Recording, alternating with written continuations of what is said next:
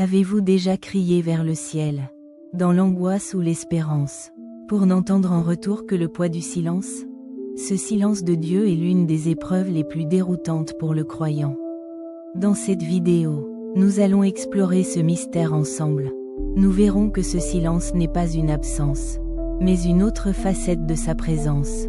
Restez avec nous. Le premier sentiment face au silence divin est souvent la confusion, l'incompréhension. On se demande, ai-je mal prié? Suis-je oublié? Cette sensation est comme marcher dans un brouillard épais. La destination, autrefois si claire, devient incertaine. On se sent seul, isolé, comme si notre connexion spirituelle était coupée. Pourtant, la Bible est remplie d'hommes et de femmes de foi qui ont traversé ces mêmes déserts. Prenons l'exemple de Job, un homme juste, qui a tout perdu. Il a crié sa douleur, son incompréhension. Pendant 37 chapitres, Dieu est resté silencieux face à ces questions. Le silence de Dieu n'était pas une punition, mais un creuset où la foi de Job allait être purifiée. À la fin, Dieu ne répond pas au « pourquoi » de Job. Il révèle sa grandeur, sa souveraineté. Job comprend alors que la présence de Dieu est plus importante que la réponse à ses questions. Pensons aussi au roi David, l'homme selon le cœur de Dieu. Dans le psaume 22, il crie « Mon Dieu, pourquoi m'as-tu abandonné ?» C'est un cri de détresse totale, l'expression d'un silence qui pèse sur l'âme. Mais David ne s'arrête pas à la plainte.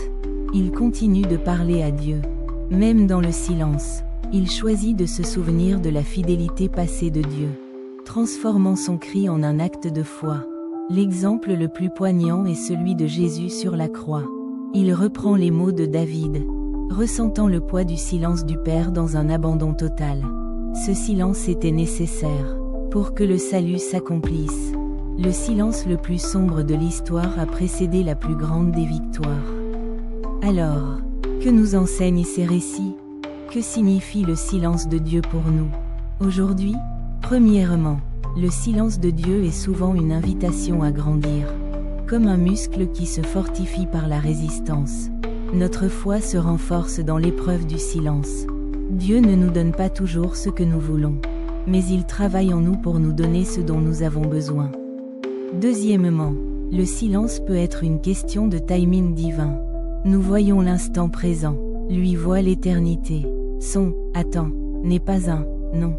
Il prépare le terrain, il prépare notre cœur, pour recevoir la réponse au moment parfait. Troisièmement, Dieu nous parle peut-être d'une autre manière. Nous attendons un coup de tonnerre, mais il nous parle dans le murmure doux et léger. Il peut nous parler à travers un verset qui s'illumine soudainement pour nous, à travers le conseil bienveillant d'un ami, d'un frère ou d'une sœur dans la foi, ou simplement à travers la paix qu'il dépose dans notre cœur au milieu de la tempête. Si cette réflexion vous parle, prenez un instant pour vous abonner à La Voix des Écritures, et continuez ce cheminement avec nous. Alors, que faire concrètement quand le ciel semble de bronze? Persévérez dans la prière, comme la veuve importune de la parabole. Continuez à frapper à la porte. Votre prière n'est jamais vaine. Elle est un acte de confiance qui honore Dieu. Plongez-vous dans sa parole.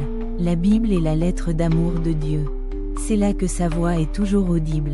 Nourrissez votre âme de ses promesses, même quand vos sentiments vous disent le contraire.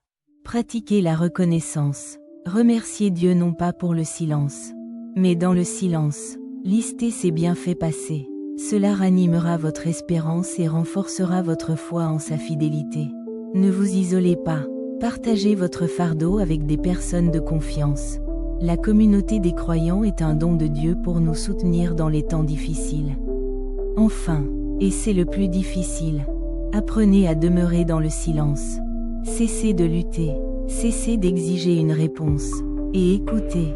C'est souvent dans le calme et le repos que notre âme peut enfin percevoir sa présence. Le silence de Dieu n'est pas un vide à combler, mais un espace à habiter avec lui. C'est une invitation à passer d'une foi basée sur les réponses à une foi basée sur la relation.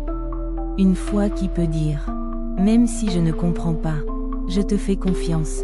Prenons maintenant un instant Un moment de silence sacré.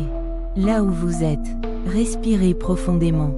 Seigneur, pour celui ou celle qui écoute et qui se sent dans le silence.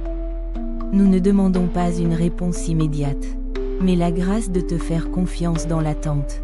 Donne-nous la force de persévérer, la sagesse d'écouter, et la paix qui surpasse toute intelligence. Que ce silence devienne un lieu de rencontre profonde avec toi. Amen. Le silence de Dieu n'est jamais le dernier mot. Le dernier mot est toujours son amour. Il travaille dans les coulisses de votre vie, même lorsque la scène semble vide. Sa fidélité est le roc sur lequel vous pouvez vous appuyer lorsque tout le reste semble s'effondrer. N'abandonnez pas. Votre saison de silence est une saison de croissance profonde. Bientôt, vous entendrez sa voix d'une manière nouvelle, plus claire et plus intime. Si cette méditation vous a encouragé, partagez-la avec quelqu'un qui pourrait en avoir besoin. Et dites-nous en commentaire comment vous vivez ces saisons de silence. Votre témoignage peut en aider d'autres. Continuez à chercher sa face. Continuez à croire. Il est là, dans le silence. Que la grâce et la paix de Dieu vous accompagnent.